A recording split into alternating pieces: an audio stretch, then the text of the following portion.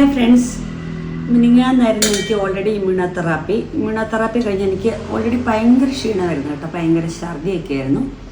പിന്നെ രാത്രി വരെ ഭയങ്കര ഛർദിയായിരുന്നു. പിന്നെ അവിടെ അത് ഛർദി ആയതുകൊണ്ട് നമ്മളവിടെ തങ്ങിയിട്ടുണ്ടായിരുന്നു. പിന്നെ ഇന്നലെയാണ് തിരിച്ചു വന്നത്. ഇന്നലെ വരെ ഛർദി, ഇന്നലെ ഉച്ച വരെയൊക്കെ ഛർദിയായിരുന്നു. പിന്നെ എനിക്ക് ഫുഡ് കഴിക്കാനൊന്നും പറ്റുന്നില്ലായിരുന്നു, ഒരു ടേസ്റ്റ് ഒന്നും പറ്റുന്നില്ലായിരുന്നു. പിന്നെ തിരിച്ചു വരുന്ന ടൈമിൽ ഞാൻ എൻ്റെ ഹസ്ബൻഡിനോട് പറഞ്ഞിട്ടുണ്ടായിരുന്നു, എനിക്ക് അത് വേണം, ഇത് വേണം, എനിക്ക് ഏട്ടത്തല വേണം, അല്ലെങ്കിൽ തിരടിത്തല വേണം, അങ്ങനെയൊക്കെ പലതരം എനിക്ക് ആഗ്രഹങ്ങളൊക്കെ ഉണ്ടായിരുന്നു. പക്ഷെ ആഗ്രഹങ്ങളൊന്നും നടന്നിട്ടില്ല.